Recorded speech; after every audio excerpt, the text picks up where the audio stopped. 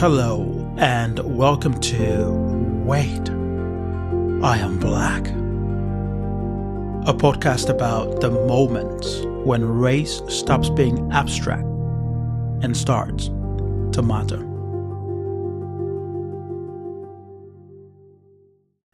My name is Michael Brymore. This episode is simply an introduction to the series. It's a way of setting the tone and sharing what this podcast is really about. In the episodes that will follow, I'll be in conversation with guests. I'll be listening to and inviting you to join me to listen to and sit with their experiences of the moment when race started to matter for them and what, if anything, changed as a result. I'm really looking forward to sharing those conversations with you. Now, I want to share about what has inspired me to start this podcast.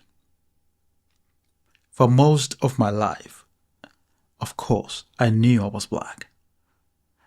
But what I didn't realize is that being black will one day matter in the way it does now. So when I say, wait, I'm black? I'm not talking about suddenly discovering my racial identity. I'm talking about the moment when I realized that something I had absolutely no control over, a social construct no less, has started to shape how systems and people responded to me. I grew up in Nigeria, in West Africa, where race, being black, was a fact. It was not a warning. It did not explain outcomes. It didn't shape expectations that I had for myself or that other people had for me. It didn't quietly close doors or indeed open them. Race was something that wasn't limited. It wasn't a point of disadvantage, but it also wasn't a point of privilege. It was not something that one had to account for and didn't sit in the background of decisions or everyday interactions that I would have had. When I moved to London, I was in my mid-20s. I was ambitious, I was self-motivated. I was determined to make the most of the opportunities I believed existed in the global north, in this case, in the UK.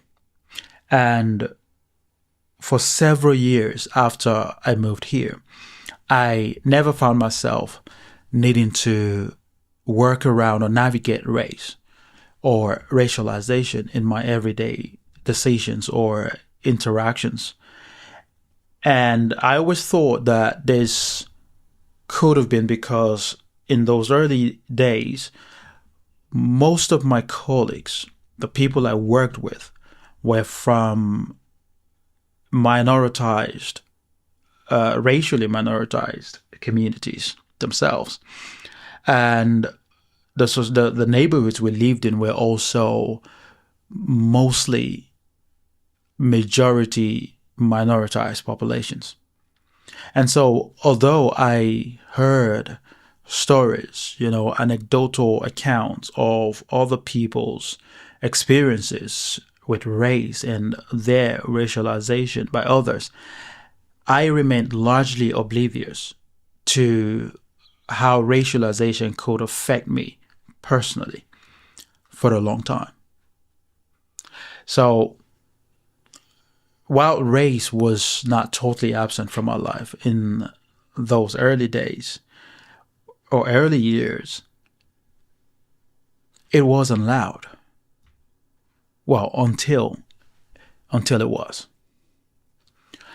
That experience I had the experience of being oblivious to race and racialization, or my own racialization, and my moment of realization and subsequent moments that I experienced, which I'll be sharing in this podcast series as it progresses. That moment and that realization is the reason why I have started this podcast series. Now, before I go any further, I would like to set a few expectations. The first is that this is a reflective podcast. It's not intended to be an instructional one. So I am not here to tell anyone what to think. I am not offering solutions, frameworks, or conclusions to take away. What I am offering is space. Space for you and me to sit with real people's lived experiences and to notice what the experiences of these experiences reveal.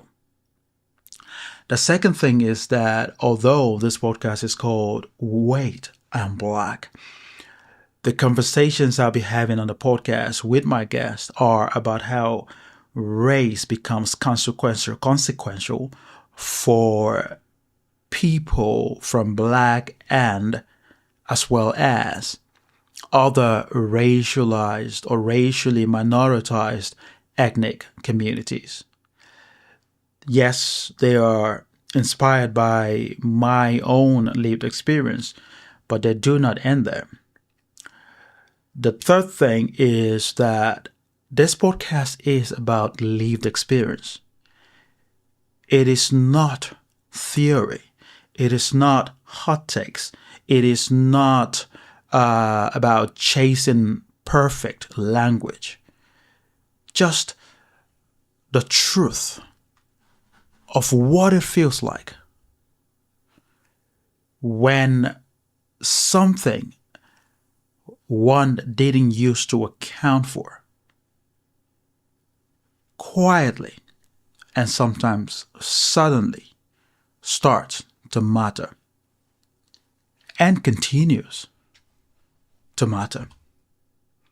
I also want to be clear about this. You won't always hear explicit intent. These stories are not about assuming malicious intent or attributing racist hatred to anyone. And you won't always get closure either, because that's simply not how these moments tend to show up in real life for real people. Across the series, you will hear different people describe different moments. Some will be big, some will be small, some will be absolutely unmistakable, yet others will feel ambiguous, perhaps even to the person experiencing them. But what connects these stories is not drama. It is consequence. These are moments where nothing overtly wrong has happened, and yet something as clearly and fundamentally shifted for the person experiencing them. These moments change how people read situations, how they weigh decisions, or how they second guess what once felt straightforward. And these won't be because anyone experiencing these things can prove anything, but because of what is now known. what cannot be unknown, what they're now aware of. After recording the first couple of episodes of this series, I have already learned a few things. I have learned that sometimes we make an assumption that only white people need educating about race, and this is far too simple. I have had mixed race guests who have spoken about being read differently by black and white communities. I've had black guests who have described experiences among some Asian communities. And of course, African migrants like myself, who often arrive in the global north without the historical depth or the social nuance that shapes how race operates here. I have also learned that giving people space to reflect allows them to confront things they hadn't fully acknowledged. And I think there's a learning, a lesson in that for all of us. I am also learning about myself. I'm learning things about myself too. About my own ignorance of race, even after more than 20 years living in the UK. I'm learning about the impact of things that may seem really small to people who haven't experienced it, but they just are not. I am noticing themes emerge, themes that although we rarely name, I believe naming them help us understand people's stories better, and by that help us understand ourselves better. These stories vary in tone. Some are actually surprisingly gentle, unexpectedly light, yet profound. Others carry a kind of emotional weight that is not heavy in a frightening way, but is honest, grounded, and deeply human. This podcast exists because I know these moments don't belong to one person. For some people, they arrive pretty early. For others, much later. For some people, the consequences are truly profound. For others, they are subtle, but yet persistent. If you've had a moment like this, then you may recognize yourself in these stories. And if you haven't, my invitation to you is simple. I invite you to listen, not to judge intentions, but to notice what people experience in these moments are left having to carry. My hope is that by sharing these stories, the podcast contributes to us having more informed and thoughtful conversations about race and about the relationship race has with social and wider societal issues.